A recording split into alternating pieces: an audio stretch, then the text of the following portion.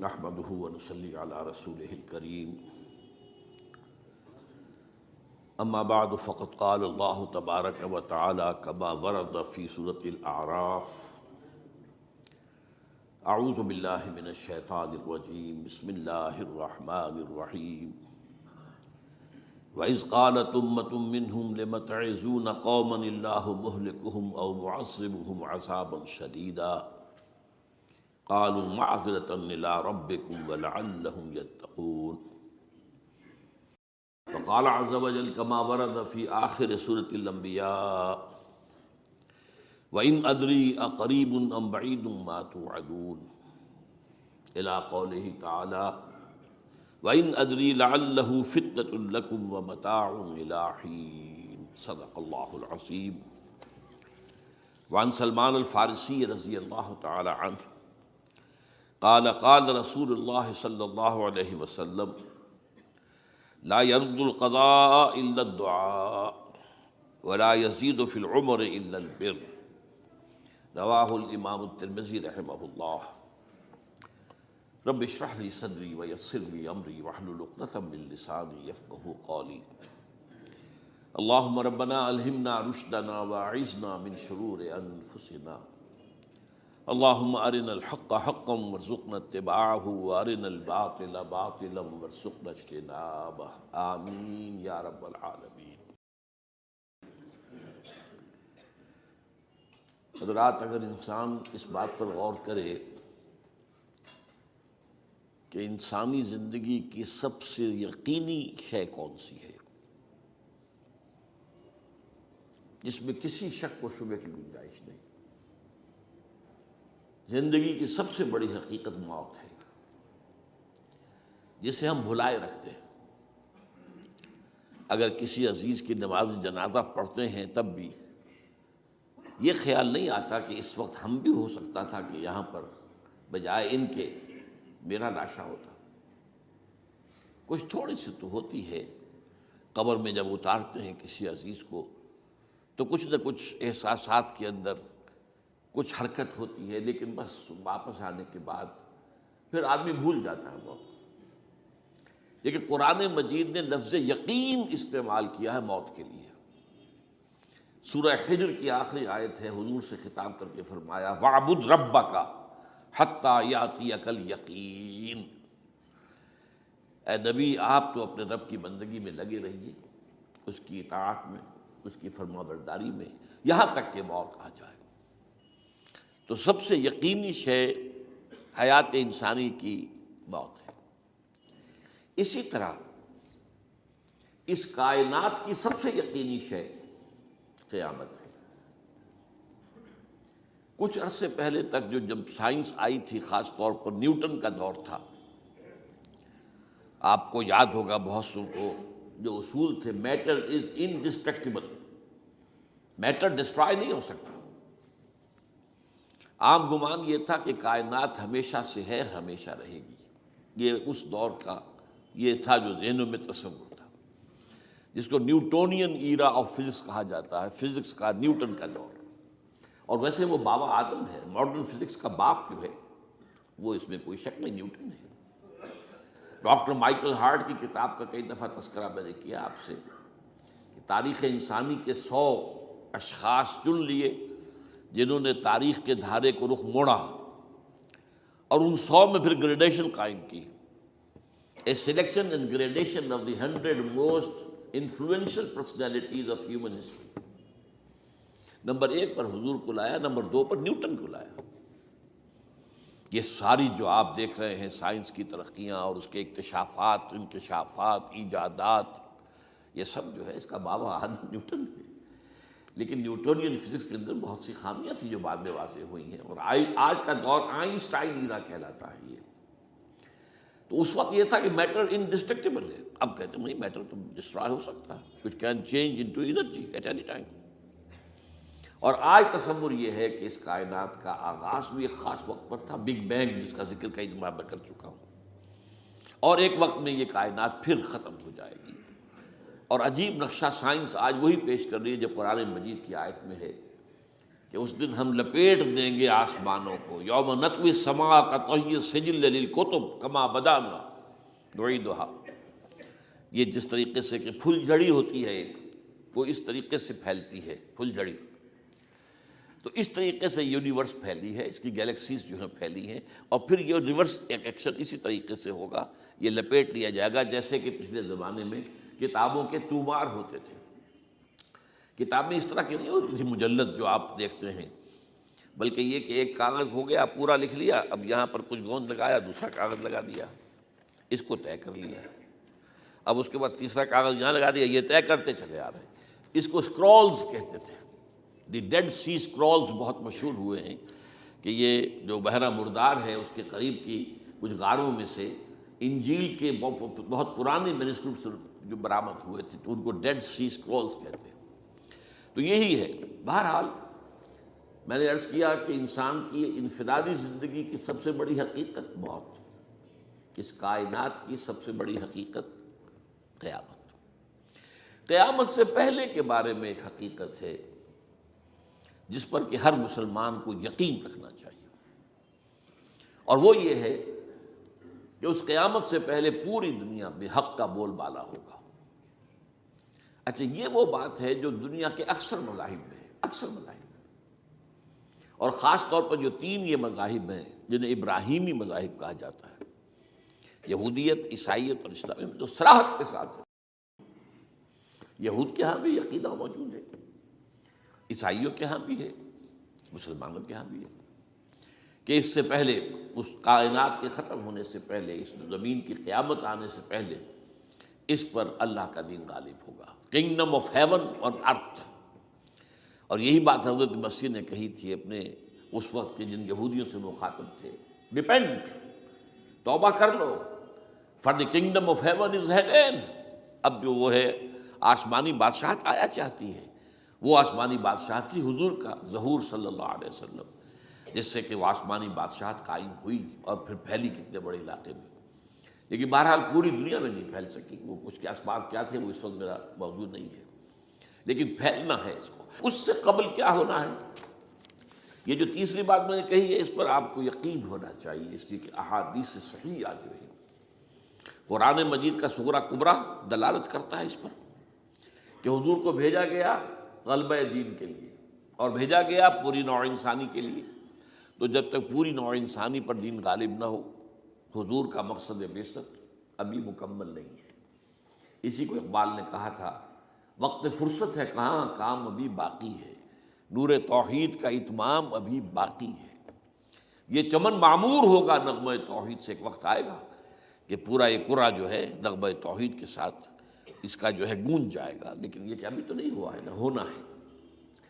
اس سے پہلے کا معاملہ ایک ہے کہ جس کی خبریں دی گئی ہیں، اور وہ ہے کہ قیامت میں اس نظام دین حق کے غالب ہونے سے پہلے بڑی خوفناک جنگوں کا ایک سلسلہ ہے جس کی خبریں دی گئی ہیں۔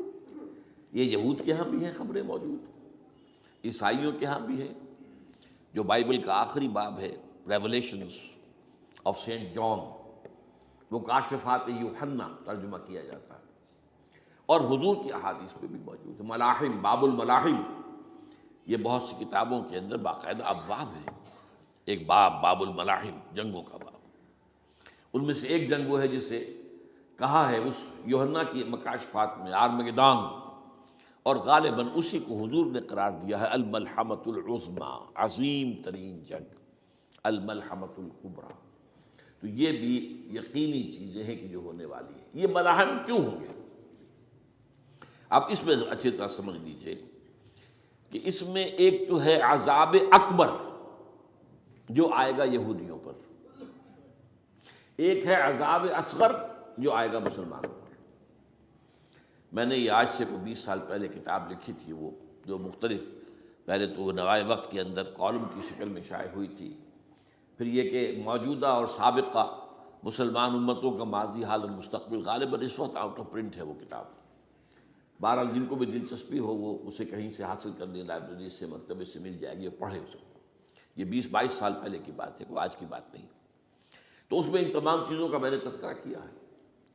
اس لیے کہ عذاب اکبر اس کو کہتے ہیں کہ کسی قوم کا نام و نشان مٹا دیا جائے۔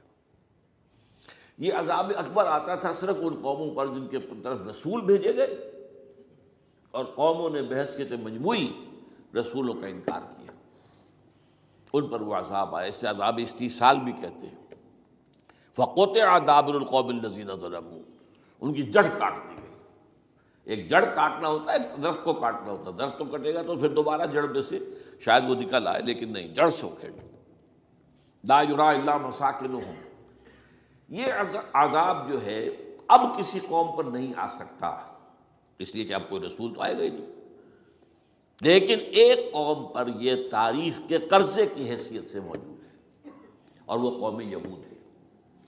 ان کی طرف رسول بھیجے گئے حضرت عیسیٰ ابن مریم، رسولا الی بنی اسرائیل، اور انہوں نے یہ بات تو بہت دور کی تھی کہ مانتے انہیں اور ان پر ایمان لاتے، الٹا جو کچھ کیا ہے آپ کو معلوم ہے۔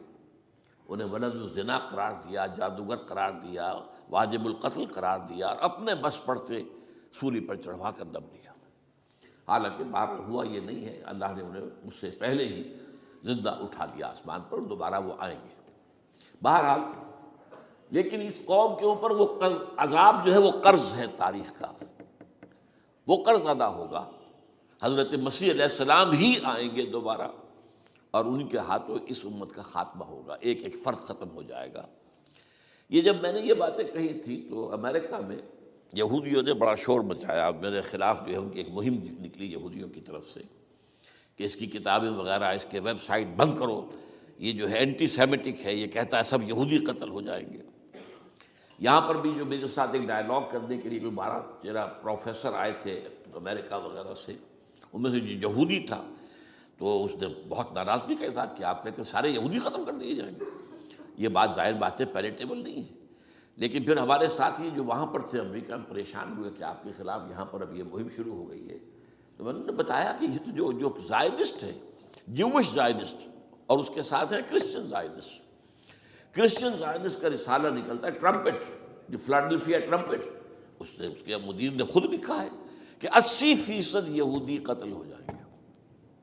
اس کو میں نے یوں سمجھا ہے کہ 20% وہ ہوں گے کہ جو حضرت مسیح کی آمد ثانی پر ایمان لے آئیں گے، وہ بچ جائیں گے، لیکن باقی جو اڑے رہیں گے اس کے بعد بھی تو وہ ختم کیے جائیں گے۔ تو یہ عذاب الاکبر جو ہے تاریخ کا ایک قرض ہے کہ جو ادا ہوگا، ورنہ کسی اور قوم پر یہ عذاب اکبر اب نہیں آ سکتا۔ لیکن دوسرے درجے میں یہ عذاب ہوگا امت مسلمہ پر۔ امت مسلمہ بھی تو عذاب کی مستحق ہو گئی۔ وہ عذاب جو یہودیوں پر بہت پہلے آئے تھے، ضربت علیہم الذلۃ والمسکنۃ وباؤوا بغضب من اللہ، یہ تھا کہ نہیں تھا؟ حالانکہ انہوں تو یہ خیال تھا کہ we are the chosen people of the Lord, ہم تو اللہ کی منتخب قوم ہے، وی آر دی، قرآن کہتا ہے کہ ان کا قول یہ تھا نحن ابناء اللہ واحباؤہ، ہم تو اللہ کے بیٹوں کی طرح ہیں اور اللہ کی جو ہے بہت چہیتے ہیں۔ کہ عذاب آئے، نبوکڈنضر کے ہاتھوں آیا، اسیرینز کے ہاتھوں آیا، پھر یونانیوں کے ہاتھوں، الیگزینڈر دی گریٹ کے ہاتھوں آیا، پھر رومنوں کے ذریعے سے آیا، اور پچھلی صدی میں جرمنوں کے ذریعے سے آیا۔ تو عذاب آئے، یہ عذاب تو، لیکن قوم ختم نہیں ہوئی۔ وہ عذاب اکبر نہیں تھے، یہ عذاب مختلف حصوں میں آئے اور بڑی بڑی تباہیاں آئیں، لیکن وہ عذاب اکبر نہیں تھے۔ اسی طرح کے عذاب ہم پر بھی آئے، ہم پر کروسیڈرز آئے اور لاکھوں مسلمان قتل ہوئے۔ یروشلم ہمارے ہاتھ سے 88 برس تک نکلا رہا، اور اس پر عیسائیوں کا قبضہ رہا، ندیاں خون کی بہہ گئی مسلمانوں کی، اور پورا میڈیٹرینین کا ایریا جو ہے تقریباً قبضے میں رہا ہے عیسائیوں کے۔ پورا یورپ اس وقت آیا تھا۔ یہ جو کروسیڈ 250 برس تک وہ جاری رہے، waves after waves of the crusaders coming and attacking and conquering the cities. یہ جتنی بھی فلسطین وغیرہ کا علاقہ ہے جس کے اندر بھی ان کا اثار ہے، اور شام کا علاقہ ساحلی۔ پھر آپ کو معلوم ہے ہمارے اوپر عذاب اس سے بھی بڑا، اس سے کئی گنا بڑا آیا تاتاریوں کے ہاتھوں، کروڑوں کے قریب انسان جو ہے مسلمان قتل ہوئے۔ پھر اس کے بعد آپ کو معلوم ہے کہ پھر یہ یورپین کولونیلزم آ گیا، جیسے ان پر آئے تھے یونانی اور پھر رومی اور اب پھر جرمن، ہم پر آئے انگریز آئے، کہیں ولندیزی آئے، کہیں ڈچ آئے، کہیں ہسپانوی آئے، کہیں اطالوی آئے، کہیں اسپینیئرز آئے، اور پورا کا پورا عالم اسلام ان کے زیر نگین آیا کہ نہیں آیا؟ دی کلونیل ایرا جسے آپ کہتے ہیں۔ تو وہ عذاب ابھی اس امت کے اوپر اور باقی ہے، ایک قرض ہے، اور وہ کیا ہے؟ یہ کولونیل ایرا جب ختم ہوا ہے، ہم آزاد ہونے شروع ہوئے، اب یہ ہمارے لیے ایک امتحان کا مرحلہ تھا بہت بڑا۔ آزاد ہو کر تم کیا کرتے ہو؟ پہلے تو ہم کہہ سکتے ہیں کیا کریں، ہمارے اوپر تو ہم تو مجبور ہیں، ہمیں غلام بنا لیا انگریزوں نے آ کر، ہمیں فرانسیسیوں نے غلام بنا لیا، ہمیں اطالویوں نے غلام بنا لیا، ان کی طاقت کے آگے ہم بے بس ہیں، لاچار ہیں، ٹھیک ہے، لیکن اب آزادی دے کر فَيَنظُرَ كَيْفَ تَعْمَلُونَ، اب تمہیں آزادیاں دے کر پھر اللہ دیکھے گا تم کرتے کیا، کیا کیا ہم نے۔ جو مسلمان قوم ملک آزاد ہوا اس نے یا تو اپنا قبلہ بنایا واشنگٹن کو یا بنایا ماسکو کو، کسی نے قرآن کو اپنا امام نہیں بنایا۔ دعائیں مانگتے ہیں وَاجْعَلْهُ لَنَا إِمَامًا وَنُورًا وَهُدًى، لیکن اس کو امام بنانا، اپنا امام بنانا، اس کے پیچھے چلنا، اس کے احکام کو نافذ کرنا، اس کی شریعت کی تنفیذ کرنا، یہ اس کی تہذیب، اس کا تمدن دیا ہوا، اس کا معاشی نظام دیا ہوا، اس کو قائم کرنا، زیرو زیرو۔ اس لیے بہت بڑے عذاب کے ہم مستحق ہیں۔ بات کڑوی ہے، اچھی نہیں لگے گی، لیکن میں یہ آج سے نہیں کہہ رہا ہوں، میں سن 80 سے یہ باتیں کر رہا ہوں، نوٹ کر دیجیے اس بات کو۔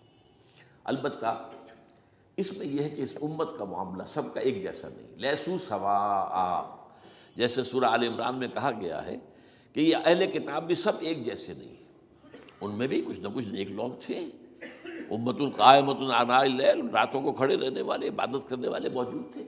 عیسائیوں میں احبار اور رہبان جو تھے وہ بڑے نیک لوگ تھے، اس وقت بھی موجود تھے، لیکن بحیثیت مجموعی کا معاملہ کیا ہے اس کو دیکھنا پڑتا ہے نا، بحیثیت مجموعی صورتحال کیا ہے۔ تو صورتحال کیا ہے کہ ہم نے کہیں بھی اللہ کے دین کو قائم نہیں کیا، مذہب تو ہے لیکن ظاہر بات ہے کہ جرم جو ہے تو پوری امت کا، لیکن سب برابر نہیں ہے۔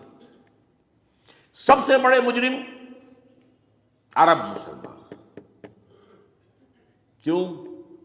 انہیں اللہ نے جو مقام دیا وہ کسی اور کو نہیں دیا، حضور ان میں سے تھے، یہ رتبہ بلند ملا جس کو مل گیا، رسول عربی ہے نا۔ نمبر 2، ان کی مادری زبان میں اللہ کی کتاب موجود ہے، انہیں اس کو سمجھنے کے لیے کوئی نئی زبان پڑھنے کی ضرورت نہیں ہے۔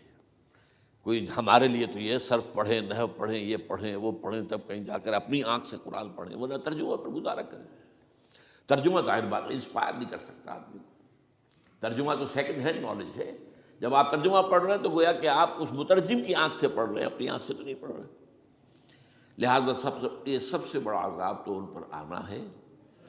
وہ جو میں بیان کر چکا ہوں گریٹر اسرائیل کے قیام کا معاملہ کیا ہے، تباہی تو انہی ملکوں پر آئے گی نا، وہ شام ہے، عراق ہے، اس کے لیے پہلا قدم اٹھایا تھا، ابھی تو اس کو ناکام بنا دیا ہے۔ اللہ تعالیٰ کی جو بھی حکمت ہے، جو عراق پر حملہ تھا وہ اصل میں اس لیے تھا کہ گریٹر اسرائیل کی طرف پہلا قدم تھا۔ شیرون نے کہہ دیا تھا، یہ جو پڑا ہوا ابھی کہیں مرا نہیں ہے، اس نے کہا تھا جیسے ہی یہ صدام کی حکومت ختم ہوئی ہے، اس کے مجسمے گرائے گئے ہیں کہ ان قریب عراق پر ہمارا قبضہ ہوگا، یہ اصل میں تھا اس گریٹر اسرائیل کی طرف پہلا قدم۔ لیکن بات ہونا نقشے جو اب آ رہے ہیں دنیا میں، اب تو بہت عام ہو گیا، 1906 سے 2006 سے چھپا ہوا نقشہ ہے وہ، اور ہمارے اخبارات میں اس کا آدھا ابھی آیا ہے، باقی آدھا تو دیا ہی نہیں گیا ہے، باقی آدھا ہے مڈل ایسٹ سے متعلق، وہاں جو نئی تقسیم ہونی ہے۔ عراق کے 3 حصے ہونے ہیں، ایک حصہ کردستان کے ساتھ مل جائے گا، وہ گریٹر کردستان، ایران کا کردستان، عراق کا کردستان، ترکی کا کردستان ملا کر ایک کردستان۔